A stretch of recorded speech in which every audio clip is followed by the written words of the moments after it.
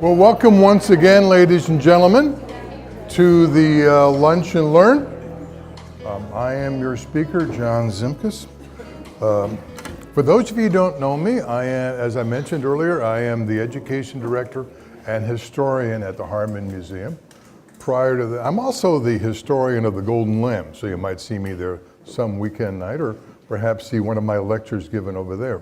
I am a former teacher, taught for 35 years. My former principal still checking up on me over there. And a couple of my co-workers and teammates.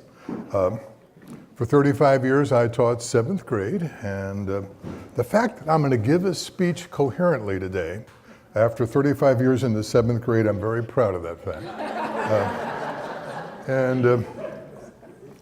I have enjoyed local history, and I've been involved with local history for a number of years. I started it by teaching Ohio history here in Lebanon for 20 years, and got into, I had an Ohioan of the day. Every day I came up with a new Ohioan, and Neil Armstrong was one of my favorite. I personally did not know Neil Armstrong. Some people here did. I did teach his son, Mark, in 7th grade, back in, I think it was 75, 76 school year. I did meet his wife, Janet, at parent-teacher conferences. I did see Neil a couple times back in the great days when we used to have the Cincinnati Symphony on the Berry Lawn. The symphony would play, and Neil was there once, and I saw him walk by. The last time I saw him was the day after Christmas in 2007. Jim McLean, a former teacher turned realtor and the husband of Grace McLean, who died recently, his funeral at the Presbyterian Church. They were dismissing rows one at a time, and then I was on one row, and then we turned, and there I am facing Neil. And I gave him a nod, and he gave me a nod back, and that was it. Neil Armstrong, as you may know, was born on August 5th of 1930 in Wapakoneta, Ohio. He was the first child of Stephen and Viola Armstrong. He had two siblings, a sister June, born 3 years later, and a brother Dan, born 5 years later. His father worked for the Ohio Auditor's Office, and the family moved some 20 times before he graduated from high school. When Neil moved to Lebanon, he would be one of our neighbors for over 21 years, longer than any other place he ever lived in his entire life, living about 2 miles from where we are now. He goes to Purdue University. He loved airplanes, by the way. He got some of you may know this, he got his pilot's license before he got his driver's license. He goes to Purdue, studies aerospace engineering under a Navy program. During his sophomore year, the Korean War begins, and he goes to fight in the war, becomes a qualified naval aviator at the age of 20, flew 78 combat missions. On September 3rd of 1951, he's doing a low-flying bombing raid on his F-9F Panther. I believe that's the correct nomenclature. When anti-aircraft fire hits it, he's flying so low that part of his wing is knocked off by a pole. He decides to eject. His plan is to eject into the water, but the wind blows his parachute back on land. But he is picked up. After graduation in 1956, he married his wife Janet, and together they would have 3 children. Eric, better known as Rick, in 1957, Karen, born in 1959, and Mark, born in 1963. In 1955, Neil went to work for the civilian test pilot flying rocket jet program, such as the X-15. On September of 1962, he's chosen in the second group of NASA astronauts, what was referred to as the New Nine. While at NASA, he's the backup commander of the Gemini 5 program. I just recently saw the movie, The First Man, and they constantly pronounced it Gemini and not Gemini. And I tried to find out if that's the correct pronunciation. So I'm gonna go with them. I figure they know what they're talking about. So it's the Gemini 5 program, mission on August of 1965. He's the command pilot of Gemini 8, which was the first docking of 2 space vehicles. And in 1966, in March, the backup commander for Gemini 11 in September of 66, and of course the commander of Apollo 11, the first manned lunar landing in July of 1969. On July 20th, he was the first man ever to walk on the moon. In 1971, he leaves NASA and becomes a professor of aerospace engineering at the University of Cincinnati. That year, the Armstrong family moved to Lebanon, Ohio. And he left teaching from UC in 1980, and in January of 86, President Ronald Reagan asked Neil to be the vice chairman of the Presidential Commission of the Space Shuttle Challenger accident. He was decorated by 17 countries, was the recipient of many special honors, as well as including the Presidential Medal of Freedom, the Congressional Gold Medal, and the Congressional Space Medal. He and his wife, Jan, were divorced in 1994.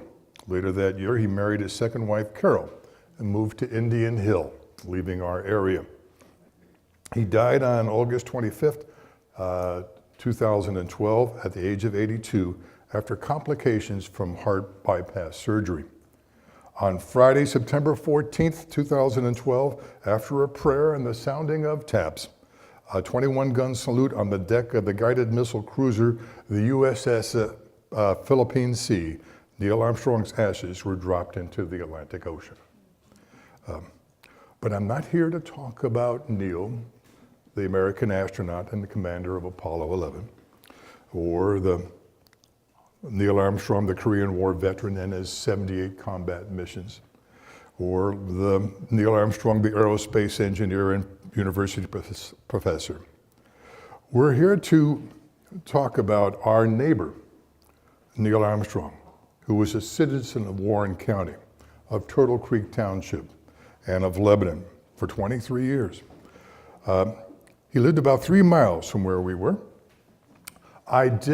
Much of what I'm going to tell you today was given at a speech back on October 7th of 2014, excuse me. It was the dedication of that little 3/4 mile stretch of road between Ohio Route 63 and Ohio Route 123, Neil Armstrong Way. Mark and Rick were both there. I did that, and then I have expanded upon that. But that is the crux of that. It's interesting some of the things I researched and brought up, Mark and Rick said, not really. So there's going to be an awful lot of not really when talking about Neil Armstrong, because he was, well, the first not really thing about Neil Armstrong is that he was not a recluse. He did not live in a tower. He did not lock himself up. He did not socialize publicly. He was private. He was reluctant to give interviews. The now defunct Cincinnati Post in 1976 ran an article on Neil, Cincinnati's Invisible Hero. It said somewhat hyperbolically, not since Charles Lindbergh had any winged world hero sought seclusion so ferociously, and no living celebrated person other than Greta Garbo has been so good at wanting to be left alone and doing so. So he did not live a solitary life, nor did he withdraw from society. James R. Hansen, the man who wrote the book The First Man, The Life of Neil Armstrong, an authorized 2005 biography, pointed out in his speech in 2014 at the Air and Space Museum, the Armstrong Air and Space Museum in Wapakoneta. The idea that Neil was a recluse and wanted to be avoided the media is false. He did not want to be rich or famous based on being the first man on the moon alone. He felt that was part of his life was for the history books. Neil once said back in '76, "I'm not interested in publicity or being a subject of feature stories. Never have been." There were some things Neil did feel were too personal and should be private. On January 28th, 1962, Neil and Jan's 2.5-year-old daughter, Karen, died after an agonizing 6-month battle with an inoperable brain tumor. She died of pneumonia, a complication of a weakened condition. The date was Neil and Janet's 6th wedding anniversary. Hansen, in his 2005 interview, remarked that 7 years after that time, he made his famous moon landing, and he said, "A lot of people who were close to him in NASA didn't even know that he had a daughter." This was not a subject he or his family ever really talked about. Michael Collins, the third man on the flight, the chauffeur, if you will, the guy, I always felt sorry for Michael Collins. He's the one who drives the celebrities to the Academy Awards, but sits in the car, you know.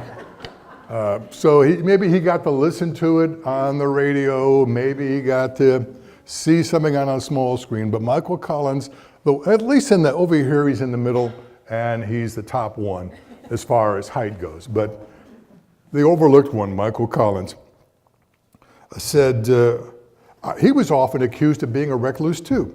It's true, I've never enjoyed the spotlight. I don't know why, he said. Buzz Aldrin was another matter. He did a bit on The Late Show with David Letterman, interviewing the stars of the Daytime Emmy Awards, while dressed up as an astronaut. So he's going around talking to soap opera actors and host of game shows. He appeared on The Big Bang Theory as himself, and also was a contestant on Dancing with the Stars.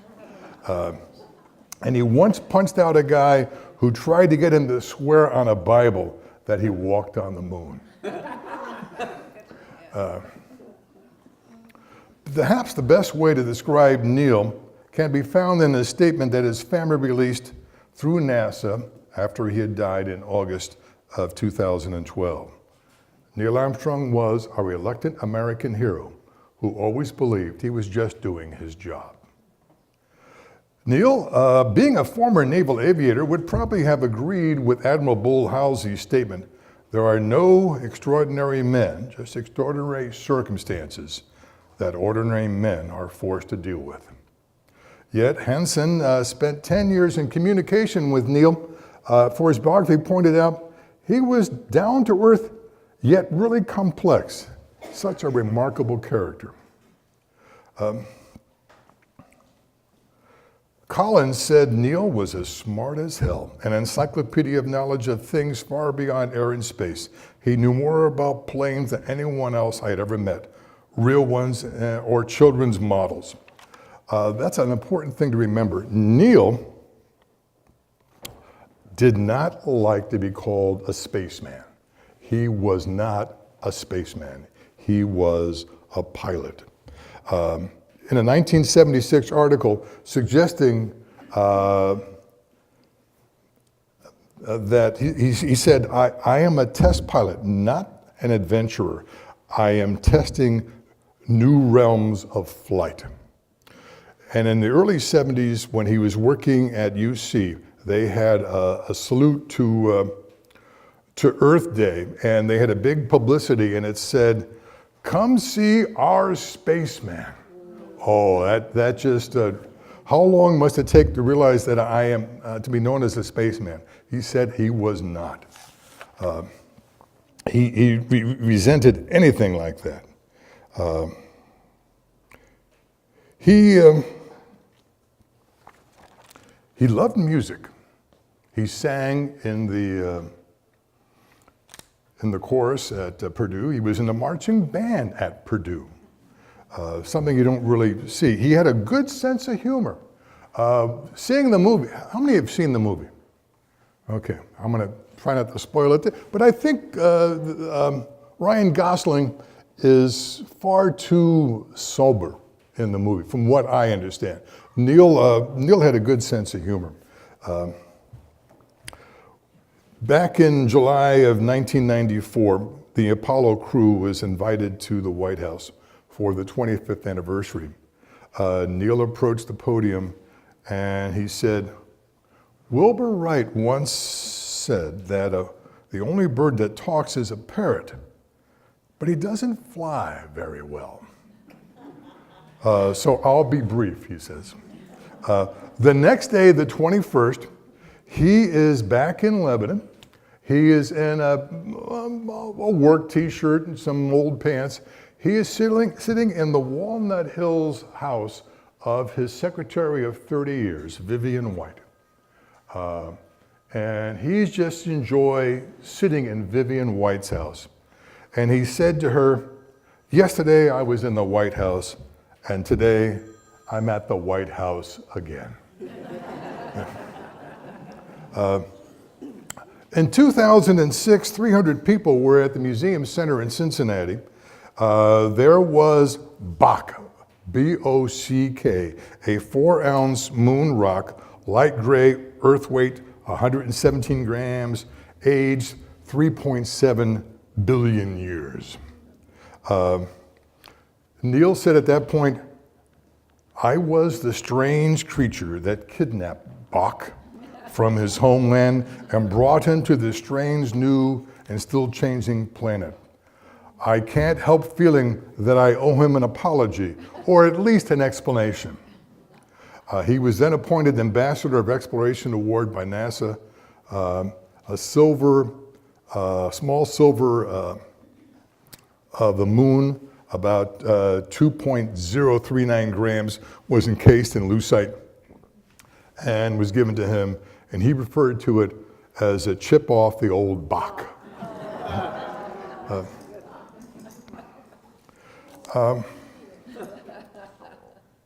In 1971, Neil left NASA to become a professor of aerospace engineering at UC. His wife and he were looking for a new beginning in suburban Cincinnati. She put it, Neil wanted to realize a more quiet life, having spent all those years in a program with little time to himself. Then on December 15th, 1971, the Western Star, Lebanon's newspaper for over 200 years, headlines, "Neil Armstrong, Lebanon bound, question mark. Area residents haven't been such an attack of rumor-itis since the memorable Christmas night in 1932 when someone reported walking past the Lebanon Opera House and smelling smoke," referring to the day the town hall, the Opera House, burned down. Calls were made to Armstrong's office at UC. They were told that they should check the UC information office. Fred Purdy, who was the information office man, said, when asked, "I don't know," he says. "He just said he's moving to the country. I don't know where." Purdy later called and said that Armstrong was holding a press conference at 10 o'clock that morning. The Dayton Daily News, some 2 days later in 1971, on December 17th, "Moons Armstrong just a guy next door to neighbors. He and his wife and 2 sons moved last week into a rented house on Turner Drive, about 4 miles on 48, north of 48, going off to the right. It's a single street subdivision of modern brick houses, solid middle-class neighborhood. We're delighted to be here," Mrs. Armstrong was told reporters, as she and 8-year-old Mark were running an errand in their car. The home at the time was about 11 or 12 years old and owned by a Mr. and Mrs. Farrow, who lived there until just before the Armstrongs rented it.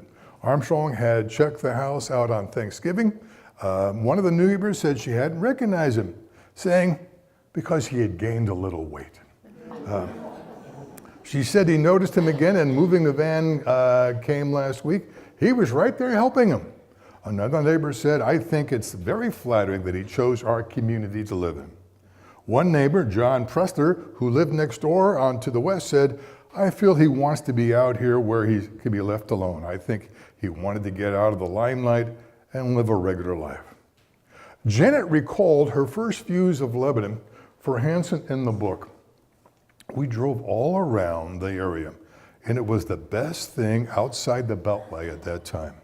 I remember we went to the ice cream parlor and just kind of cased the place. It seemed like a safe community and a good place to raise children. We thought we were seeing people we could identify with in this town." Neil said a few years later, "I have chosen to bring up my family in as normal environment as possible." They found a 19th century farmhouse on North State Route 123 they liked and bought it. It had to be gutted and to make it livable. And for a while, Neil, Janet, and the boys lived, as we mentioned, on Turner Drive. After significant renovation, they moved into the house as remodeling continued. Janet remembered Neil did not like debt and wouldn't take out another loan. So it took 7 years as we paid cash for the work to be done. It got so the builder could answer the telephone if I wasn't there and go pick up the kids at school. He just became part of the family. It sort of reminded me of the original Murphy Brown TV show, and that painter was Eldon, I think his name was, constantly working for years. Neil named the 300-acre farm Rivendell after the secluded valley in J.R.R. Tolkien's fictional Middle-earth in Lord of the Rings. In the book, it was the last home of the half-elf, half-human noble Elrond. This kind of information would easily excite anyone who is at both the same time a die-hard Tolkien fan and also a NASA aficionado. It seems that another book of Tolkien's, The Hobbit, the main character, Bilbo Baggins, went invisible, jumped over the lecherous golem in a move that Tolkien describes in the book, "Not a great leap for a man, but a leap in the dark." Yeah, well, it makes you go, yeah. Alas, Neil did not read the book until after the moonwalk. He told Hansen, "My boys made me read it, the series books later when we were living on a farm. I read all the books, but I don't remember bumping into anything that made me think about what I had said." After I had read that at the dedication of Neil Armstrong Way, Mark came up to me and said, "I never read the books, but Rick did." The farm had about 70 to 90 cows and grew corn, soybeans, hay, and wheat. Janet recalled it was difficult to shovel poop during the day and go out to dinner to a party at night.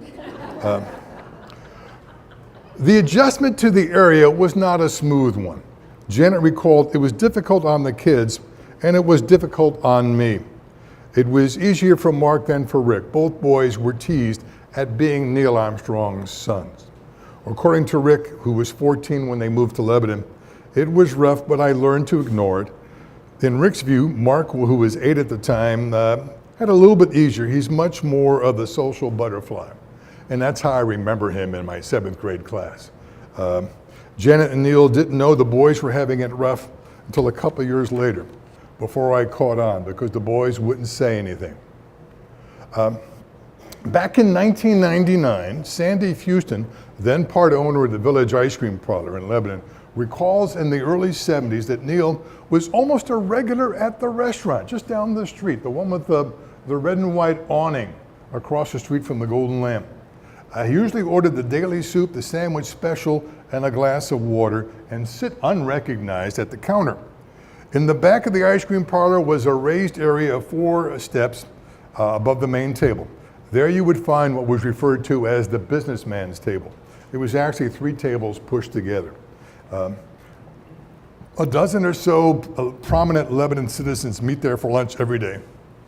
They included Marvin Barney Young, Dr. Woody Testament, Orville Kiever, Dr. Dick Schroeder, Bob Olson, Dr. Ralph Young, Bob Coffin, Larry Christenberry, and is Jack still here? There he is, Jack Hedges. One day, Phyllis Hartsook, Sandy's mom, told Neil as he sat at the counter by himself, "Why don't you go back to those guys at the table and sit with the guys at the businessmen table?" And he said, "Oh, I'm not quite sure they want me to be there." And then she went over to Barney Young and said, "Barney, why don't you invite Neil to sit here at the table with you?" "Oh, I don't think he wants to sit with us." So she finally got him together, and Neil became part of that. Not long after that, Neil presented to Phyllis an autographed picture done by Milton Caniff. Milton Caniff, the famous cartoonist who did Steve Canyon and before that Terry and the Pirates. He also was the official portraitist, I'm saying that right, I hope, of inductees in the National Aviation Hall of Fame. And he gave her a copy of that, which he autographed. "Phyllis, with appreciation for your patience, Neil Armstrong." A copy of that, although the ice cream parlor has changed hands, if you walk into it, you can still see a small copy of that hanging up on the wall. Nearly left part of himself permanently here in Lebanon in 1978. He was in November, he was working at his farm. He had his truck backed up to the barn door. He put his left hand on the top of the barn door to steady himself as he jumped off the back of the truck. His wedding ring caught on a nail and ripped his finger off. After first consulting Dr. George Van Harlingen, Vicky's dad, Vicky, our director's father, Dr. Van, as we called him, was the family's doctors, but Neil had special NASA doctors. And Dr. Van told him, well, the first thing you got to do is find that finger. Now, this is 1978. The microsurgery involved in reattaching limbs was still relatively new. He first went to Bethesda North in Cincinnati and then was flown to Louisville Jewish Hospital, which was the only hospital in the area who did that kind of microsurgery at that time. And they did reattach the finger. Headlines read, "First man on the moon hurt on barn door. Armstrong blasts off after touchy surgery. One small tip, the moonwalker leaves city with restored finger." After I gave this speech 5 years ago and told that story, a gentleman in the audience who was a former colleague of Neil's at UC said, "I asked Neil, was it tough losing your finger?" And Neil said, "No, it wasn't tough losing my finger. It was tough finding my finger."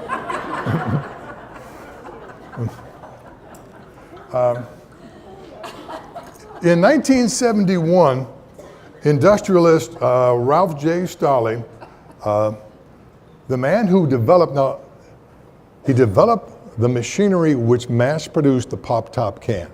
He did not invent the pop-top can. That was actually invented by Ernie Fraze, the guy the Fraze Pavilion is named after in downtown Dayton. But without Stolle, it never would have been produced. But Mr. Stolle and land developer George Hinkle had a vision of creating a worthwhile place for children to spend time after school.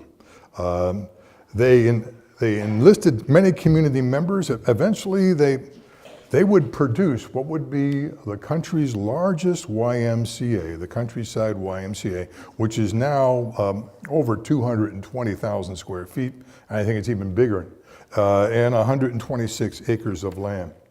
Neil first met Stolle and in '72 through a mutual friend, Ellis Thompson. Neil would golf with Stolle, even do occasionally hunt pheasants on Stolle's farm. In '73, he was part of the design and building committee for the proposed YMCA. Other members of the committee were Barney Young, Charles Hamilton, president of the Charles H. Hamilton Company, one of the Midwest leading site development contractors, Mike Norris, a local businessman and Stolley's son-in-law.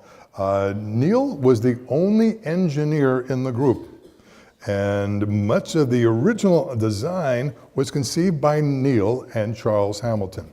Neil was said to have, quote, assisted mightily with the construction phase in the general organization.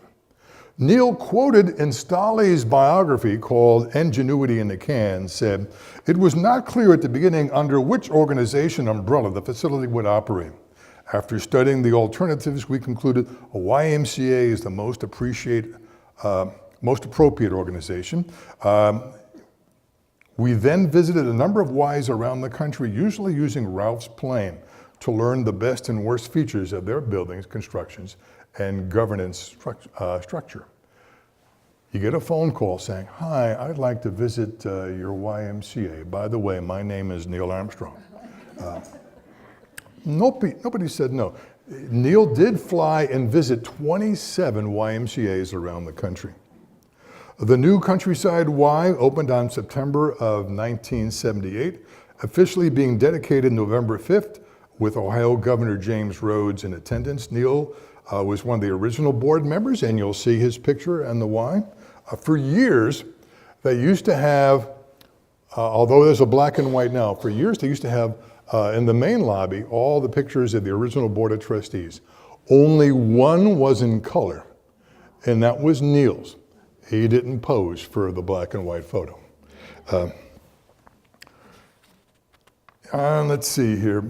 On April 25th of 1976, the Warren County Historical Society offered a bicentennial prayer breakfast at the Golden Lamb at 8 o'clock in the morning, price $3.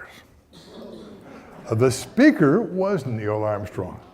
The topic, Americans Bicentennial, the Past and the Future.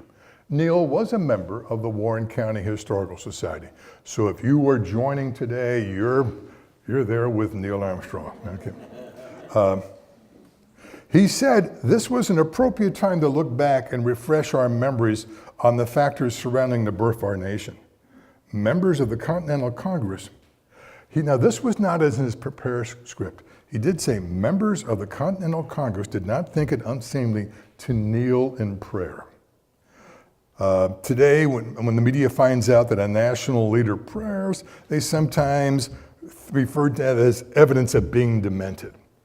So he was very religious in that aspect. The 56 men who signed the Declaration were unlike most revolutionaries. Were recalled from our own times, leaders of the community. Each had a great deal to lose because of his actions. In 1980, he left his teaching job at the University of Cincinnati. January of 80, he had taught 3 classes a week, leaving UC. Frank Tepe, the UC Associate Dean of the Graduate Education in that time, said, I don't think I ever talked to a student who didn't praise his teaching ability. He had a knack for translating difficult mathematical concepts and telling them to students in a way they could understand. In February of 1980, he rented a small office in Lebanon on 31 North Broadway. He hired Vivian White to be his secretary. She had worked for a local realtor for 28 years and was a part-time secretary of the mayor of Lebanon. She was perfect choice.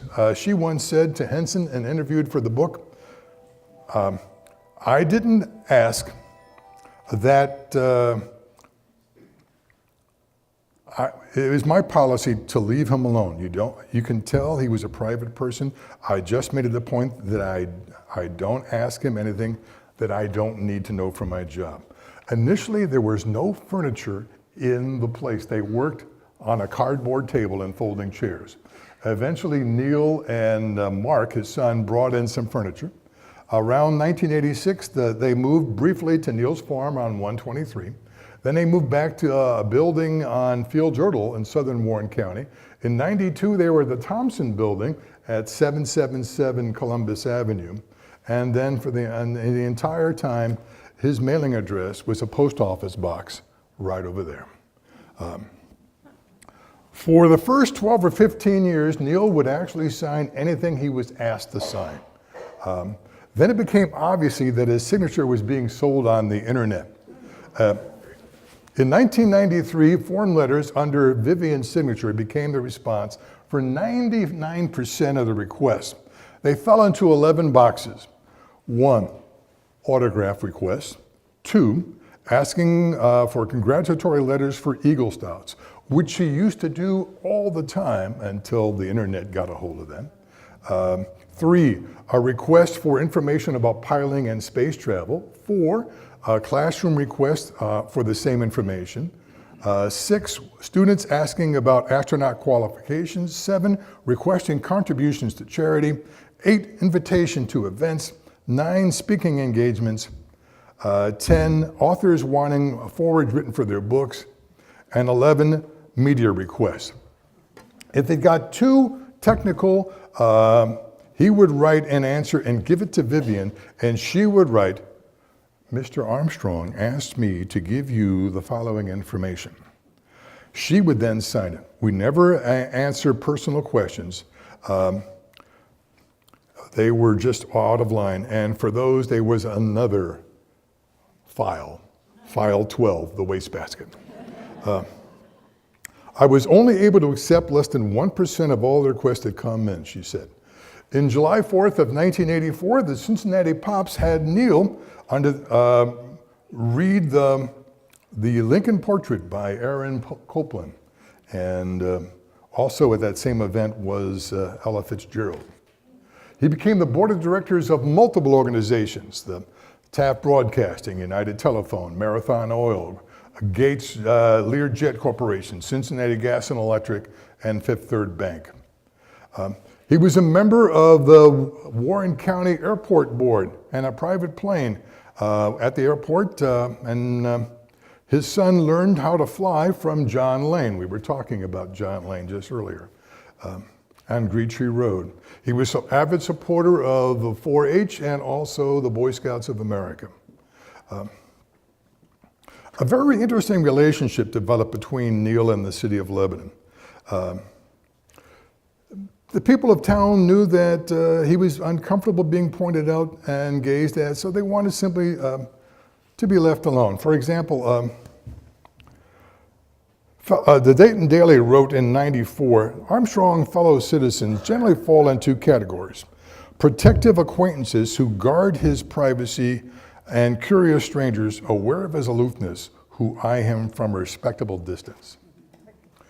In July of '94 and in '99, the 25th and 30th anniversary of his moon walk, there was always a deluge of what was referred to as Neil calls coming into the Western Star, the local paper. Tom Barr, who was the paper's editor, in July 13th of '94, wrote a front page article called "In Search of Neil." He reported that reporters from France to Norway, from London to Houston, and from New York to Dallas recently discovered that everyone else knew around here. You can find very little about Neil Armstrong in the town of Lebanon. The Western Star became a clearinghouse for tourist agencies and general information. A reporter from Norway was the first to contact the Western Star asking for any kind of antidotes. He was told that Neil does not give out interviews, and he left not knowing much more than he did before he came in. A reporter from the London Daily Mail came a couple of times, same result, showing up in Lebanon, and nothing happened of it.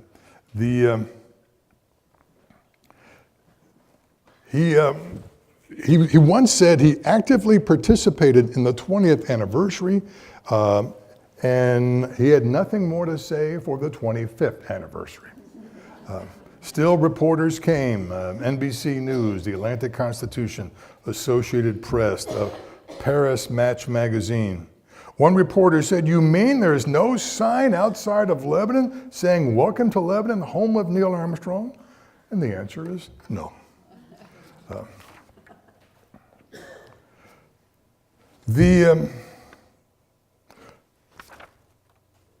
4 days later, however, something strange happened. The Dayton Daily had a front page new Blue Moon appearance. That Sunday, on July 17th, Neil went to New Knoxville, Ohio, 11 miles from the Wapakoneta, and he was at the air show at the Wapakoneta airport. He returned home, according to the article. He shook hands, he joked with friends. He was there for over an hour. A parachute jumper jumped 4,000 feet. As he was jumping, this little golf cart came out and drove, and all of a sudden there was a buzz in the audience. That's Neil Armstrong. Neil Armstrong. And he went to where the loudspeaker was and where the announcer was, and he says, at the time, I took pride in the fact that All Glade Counties was the birthplace of my aviation. And he told the audience, I wish I was up there with those planes. Wearing a short sleeve shirt, blue checkered shirt, brown slacks and loafers, he gave color commentary at what was going on in the air show. He said, the Earth, when he was going up in space, the Earth was sinking away from us fairly prodigious way. That's a pretty special time because we knew we were committed. He said he was proud of that historic flight. For me, the descent and landing were the most difficult part. He was a pilot. We didn't want to trust the autopilot. Once he said that the flying duty of the missions working on the moon, and he actually said, pilots don't especially like getting out and walking. He said, looking back at it, we thought it was a pretty much spectacular time. He was there at the guest of Representative Charles Brading, of Republican from Wapakoneta. He met in the audience an old family friend, Mary Kuck, K-U-C-K, 85. And she said, she shook his hand. My husband always said he never thought he would ever know a celebrity. She was all excited. And he talked to her and said, someday you got to come down to my farm in Lebanon. And Neil said once again to the audience, I've been going to air shows since 1932. In Cleveland Air Show in 1932, it was a good show. I got hooked then and I've been going ever since. His going there was pretty much a secret. And it was a couple of days later that he was in the White House, speaking softly, making that joke about the parrot talks but doesn't fly well, and then finally going back to Vivian White's house. In 1999, Postal Clerk Patsy Gillespie at this particular post office said it was okay to say hi to him. I can't say hi, Mr. Armstrong, because someone behind him might hear it and that might bother him. Georgie Pluckett remembered the same time when she worked at the Town and Country Cleaners on Columbus Avenue. We all knew who he was, but when he asked what name to put on the ticket, he would say N.A. Armstrong. Frankie Prophet, Secretary of the Warren County, Ohio State Extension Office, near Neil's office at the Thompson Building, said, oh, I spoke to him many times. He was very personable. Back in '94, Dr. Jim Davenport, a golfing buddy and a local dentist in town, told the Dayton Daily, this is what he liked about Lebanon. He knew he could come here and sit at the tables and be left alone. He wouldn't answer questions real quick when you asked him about the moon, and then he would change the subject. He wouldn't use the fact that he was the first on the moon to promote himself. Dick James, for many years, the pro at the Armstrong Golf Course in '99, told the Inquirer in Cincinnati, the first time I met him, I tried to talk about the moon. That was the last time. He didn't want to talk about that. Pointing to the sky, James continued, he wanted to talk about golf, about mowing the lawn. He wanted to be one of us, and that's okay as far as I'm concerned. Neil did like to play golf. He was also big on accomplishing things. He was very deliberate. He finished something. He would never pick up a game or allow himself to take a stroke. He had to finish it at all times. Dale Peach told me a story about Neil golfing, and one day he saw this guy in water with his pants rolled up. He thought it was Jack Hedges. And he said, "What's the matter, Jack? Can't afford a new golf ball?" It was Neil Armstrong. He wanted to get that ball out of the water hazard. Mark Armstrong, at the dedication of Neil Armstrong Way, one of the first things he said is this: my dad, the first thing he would ask is, will it get him to Harmon Golf Course quicker? His golfing buddies include Jim Davenport, Mike Gagan, Dick James, Jack Hedges, Herb Gardner, Dr. Vince Moran, Mike Norris, and several others. They once took a trip to Brightleaf Golf Resort in Harrodsburg, Kentucky. Jack told me a story about how they're at a drink in the clubhouse. Neil's wearing a baseball cap. A waitress comes up to him and says, and does not recognize Neil. And she said, "I understand Neil Armstrong was in your group." Mike Norris piped up and said, "Yeah, that would be me." Now, Jerry Williams, the late Jerry Williams, was also there. And he said, well, this is the rest of the story. The waitress said, when she was pointing out the real Neil, "Oh, Mr. Armstrong, you've been on the moon and I've never left this county." Neil replied, "That's all right, honey. I'm sure you have experienced things that I never will have." So he was very compassionate with that. Many citizens in Lebanon felt very protective of Neil, especially when the media wanted to get him. When it was found out that he had remarried, many people in town had no idea that he was divorced or remarried. In 1994, some of Neil's friends declined to be interviewed or photographed for news stories that Armstrong would not approve. George Hinkle said, "We have all respected his privacy. He is one of the best people I've ever known. That's all I want to say." A writer for the Dayton Daily, Tim Gaffney, said, "Neil Armstrong has been a very good storyteller, but what a story it hasn't been a very good storyteller, but what a great story he has to tell." There are stories about him wanting to see Mark play basketball at the Lebanon High School gym, and how his friends would sit so close to him and in front of him that no one could walk up to bother him. They would have to reach over people. Rosie Vandegrift, the wife of the football coach for years, said when Rick was playing football, the Lebanon boosters said, "Do you think your dad would be part of our haunted house fundraiser?" So they approached Neil, and they had the fundraiser haunted house at the fairgrounds. And there, lying in a coffin with a cow's heart on his chest, was Neil Armstrong. Yeah. The Dayton Daily had an article in '94.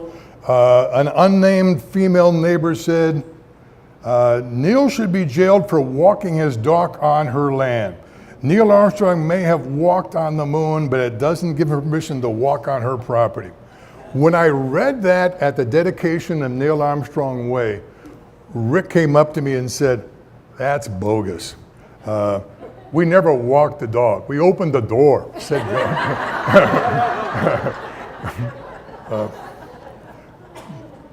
Mark Sizemore, owner of Mark's Barbershop across from the fairgrounds, really got Neil up in an uproar.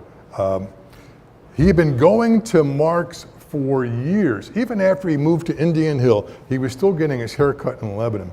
And then he found out that Mark's had gathered his clippings and sold them for $3,000. The buyer was John Rosenoff of Westport, Connecticut, according to the Guinness World Book of Record, has the largest collection of hair from historic celebrities, from Abraham Lincoln to Marilyn Monroe to Albert Einstein to Napoleon Bonaparte. Neil threatened to sue if he didn't return the hair and contribute the $3,000 to charity. The buyer would not return the locks, but did donate money to charity. Neil's lawyer contended that the sale violated an Ohio law designated to protect the rights of famous people. In 1999, basically a Neil Armstrong law, the right of publicity makes it illegal to use the image for ads or endorsement of other promotions without authorization, and it can extend to 60 years after the person has passed away. In 1989, on the 20th anniversary, Neil wrote a copyrighted article about space flight, which appeared in the Western Star and the Cincinnati Enquirer. Also in 1989, on November 1st, the Lebanon Area Chamber of Commerce gave him a special Lebanon Ambassador's Award at their annual dinner, and he proclaimed November 1st as Neil Armstrong Day. The audience received Neil Armstrong with a resounding ovation, and for some of them, according to the paper, it may have been the first time they had seen him in person. I contend it's the first time they saw him in person and knew it was him, because they could have been behind him at the post office. They could have been behind him at Town and Country Cleaners, or sitting at the next table at the ice cream parlor. Janet Elizabeth Sharon Armstrong died last summer on June 21st of 2018. She was 84, 5 years, 10 months after Neil had passed away. According to her obituary, she had lost her fierce-hearted battle with lung cancer. She was a loving mother, grandmother, great-grandmother, friend, wife of a test pilot and astronaut Neil Armstrong. She was born in Willamette, Illinois, graduated from Purdue with Neil. Her major was home economics. After the divorce, she became a resident of Utah, living in Deer Valley and later St. George. Everywhere she went, she forged friendships and frequently attended reunions of her high school graduating class, but also her kindergarten graduating class. In 1964, she was a founding member of the El Largo Aquanaut synchronized swimming team. That would have been in Texas, where the astronauts. She also was a founding member of KIT, Keeping in Touch group of astronauts' wives. The astronauts' wives were a special group of ladies. The pressure on them, trying to have a normal life with normal families, where the husbands are flying in space, had been tremendous. She received many awards during her lifetime. Her obituary stated, by all who knew her, she was remembered as a strong, willful woman that always reunited with warm smile and parted away with tears. We ask only that you honor her by standing up for what in which you believe. She once told Life magazine back in 1969, I'm not married to an astronaut, I'm married to Neil Armstrong. I knew he wanted to go into the moon, however, some way, when I married him. Knowing this hasn't changed my life. To me, he will always be Neil Armstrong, husband and father of my 2 boys. She died 3.5 months before the general release of the movie First Man, based on Jim Henson's book. British actress Claire Foy played her, and she was nominated for Best Supporting Actress for a Golden Globe and Critics' Choice Awards. She said, I never was in a room with her. I always regretted that. But upon reflection, she said, I didn't want to put her in a position where she had to talk to some random actress about her marriage. Doing her own research, she said, I don't think she had a public and private self. I think she was a very private person. I just think that she wasn't going to be overexpressive or anything like that. She was very resilient. The audience got to see that resilience if you've seen the movie. Ryan Gosling played Neil. The movie did make $44.9 million in the United States and Canada, and another $60 million in other territories, with a worldwide gross of over $105 million at a production cost of $59 million. Got 10 nominations at the Critics Award, winning Best Editing and Score.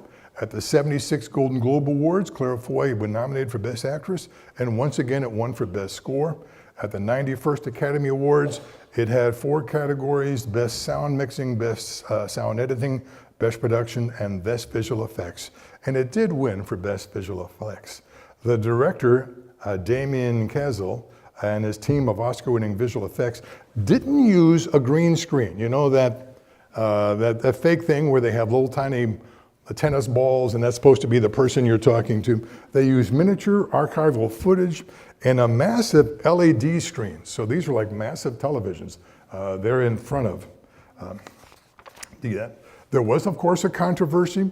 2 months before the movie came out, people were talking about how they didn't film planting the American flag on the moon, although you do see the American flag several times in the movie. The director said, "I show the American flag standing on the lunar surface, but the flag being physically planted on the surface is one of several moments that I chose not to focus upon."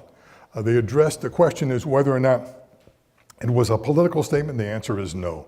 My goal with this movie was to share the audience the unseen, unknown aspects of America's mission to the moon. Mark Armstrong, Neil's son, had a very tiny part in the movie. He played Paul Hanley. When the Gemini capsule, the first docking of 2 things, is spinning out of control, and Janet is listening to what her husband is saying in a box in the house. Deke Slayton, one of the original Mercury 7 astronauts, who was now the NASA's first chief astronaut officer, yells, "Paul, cut the box, cut the box," referring to turn off the speaker in Janet's house. Paul was Mark. There's a picture of him in the distance, then there's a blurry picture of him in front where you see Kyle Chandler playing Deke Slayton. He dyed his hair dark for that. So if you see the pictures of the son on our display over here, he's got gray hair here, but in the movie he's got brown hair. It was actor Ryan Gosling who discovered that Neil Armstrong loved the theremin. Do you know what the theremin is? It's that electronic musical instrument that you put something next to it, it makes a sound. And Star Trek, and if you watch Big Bang Theory, Sheldon loves to play with one of these, but it's sort of a spooky, there's a lot of that in the original The Day the Earth Stood Still with Michael Rennie. But it's electronic, and he told that to the director, he told that to the composer, and they put that in there. Plus, they played the Lunar Rhapsody, a song that Neil liked on the theremin in the movie, and they also mentioned a piece Neil wrote for the movie. It's called Eglacock, which is college spelt backwards. And Neil wrote it, and it is on there. They took the original blueprints of Neil's house in Houston and rebuilt it in Georgia where they filmed it. So when you see the actings going on in Neil's house, the big, expansive family room or the small kitchen, that is what Neil Armstrong's house looked like. Damon, the director, and Ryan Gosling did visit the Wapakoneta Neil Armstrong Air and Space Museum. Years earlier, several times in the movie, you'll see Neil looking up at the moon. Historian Douglas Brinkley asked Neil way back in 2001, would he ever just go outside and look up at the moon? Armstrong said, no, I never really did that.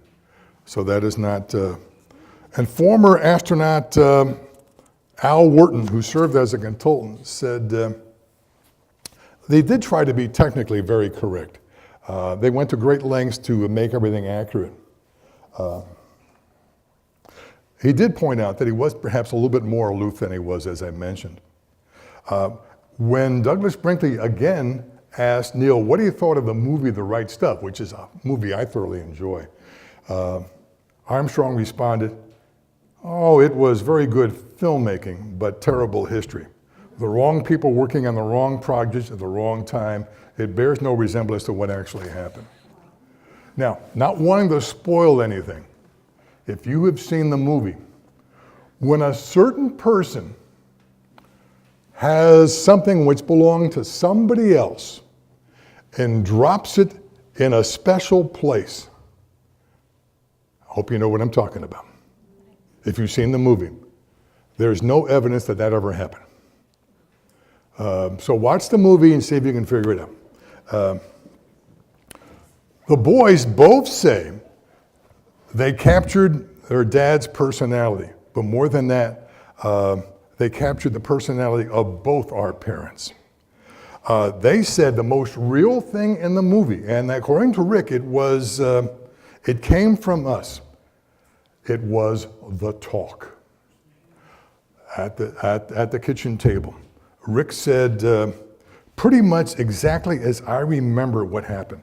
Dad said that it was confident in the spacecraft, but there was only a 50-50 chance of landing on the moon, and then said another 50-50 chance of coming back.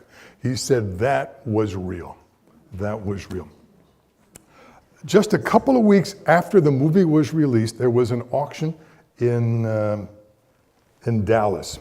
It was the trademarked Armstrong family collection. Several hundred things, perhaps thousands of things were auctioned off. Fetching the highest price with $468,000 was an identification plate that once was on the lunar module, the Eagle. 6 pieces were taken up in space that had little bits of the Wright brothers' first plane. 4 of them had wing fabrics, 2 of them had plain wooden propellers. The wing fabrics went for $112,000 and $175,000. The propeller shards went for $275,000. A bumper sticker from Wapakoneta saying, "First man to step on the moon," went for $250. A childhood letter Neil Armstrong wrote to the Easter Bunny went for $4,000.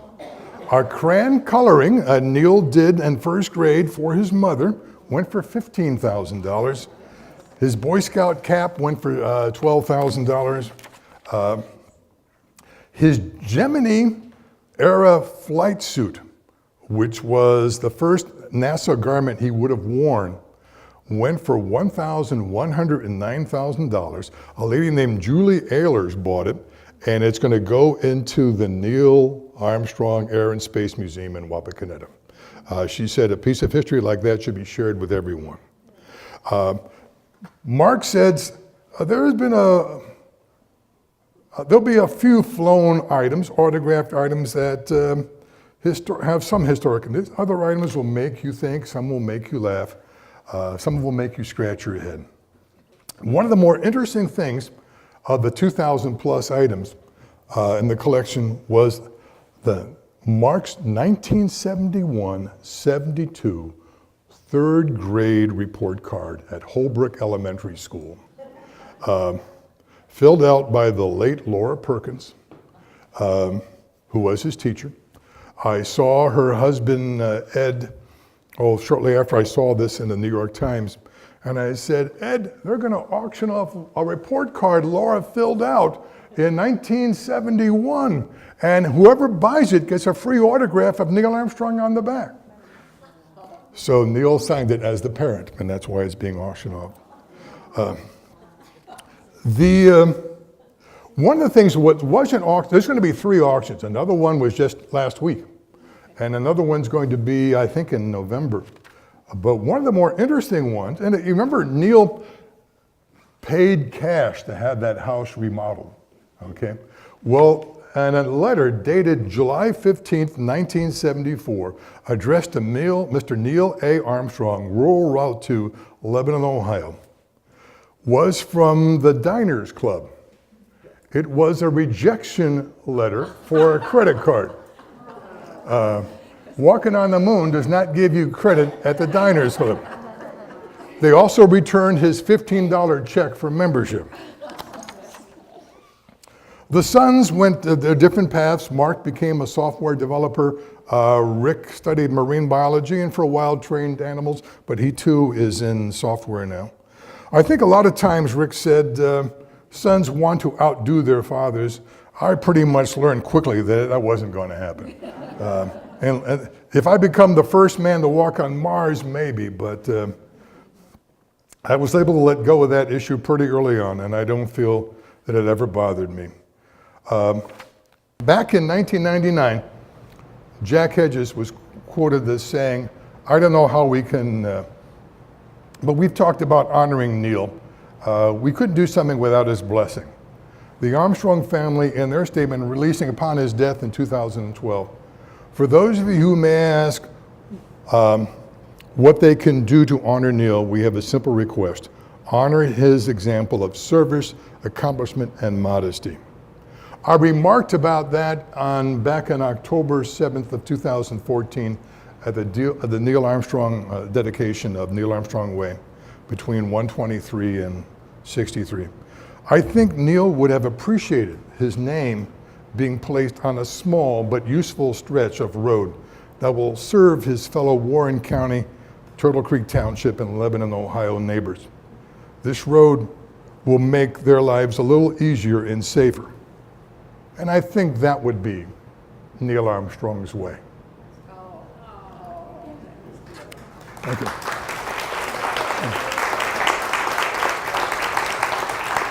Now, I don't know if you have ever paid attention to our display on Neil Armstrong over here. It's fascinating what we have, and it's fascinating, I think, how we got it. The crux of it is from Vivian White, his secretary. We have a bust of Mike, done by Mike Cochras, who was from Cincinnati in 1969. It's something she had. It's beautiful. It looks like him. Neil didn't want it. So she took it out of a closet and she gave it to the museum here. The framed picture of Neil and her on display. We have, although not on display yet, some of his stationery. Simply Neil A. Armstrong, Post Box Office 436, and I can't find that number anywhere, Lebanon, Ohio. His paperweight and desk pen holder. You would think, wow, paperweight and desk pen holder. The paperweight is simply a clear picture of a hot air balloon. The pen holder is Special Olympics golf outing 1980 third place. That was Neil, that's what he used. He didn't have to be special. The glossy photographs came from Neil. Dave Coons, who's here, we just got from. Dave was a teacher at Sycamore High School, and they used to have in his school, in his classroom, a gallery of prominent Americans. And shortly after Neil was made one of the new nines, members of his class wrote to Neil Armstrong for his autograph. And so we have that autograph now hanging up in our display. Now, other items we have over there is what I refer to as Armstrong barn art. We got a phone call, 5 years ago, maybe 6 years ago. The people who had bought Neil Armstrong's old farm. There are several crates in the barn. They've been here for years. They were there for over 40 years. They are gifts given to Neil Armstrong, first sent to Texas, then shipped to Lebanon, and they sat in that barn for 35, 40 years. Some of the things when we opened it up were buggy and had to be destroyed. We've saved some of the interesting ones. We have the eagle has landed on the moon. That's what I call it. But it's done by Chinese-American artist Chao Chang-chi and Chao Lung-chen-ying. They're married, husband and wife. And it's a picture of the eagle landing on the moon. We have a portrait of Neil done by an artist named Jay Derrick, and also the lunar landing of done by Jane Derrick. But my favorite piece up there is the Golden Frisbee Award for outstanding contributions to flight from the International Frisbee Association. So it's a plaque with a painted gold Frisbee. I think Neil would get a kick out of that. Thank you very much.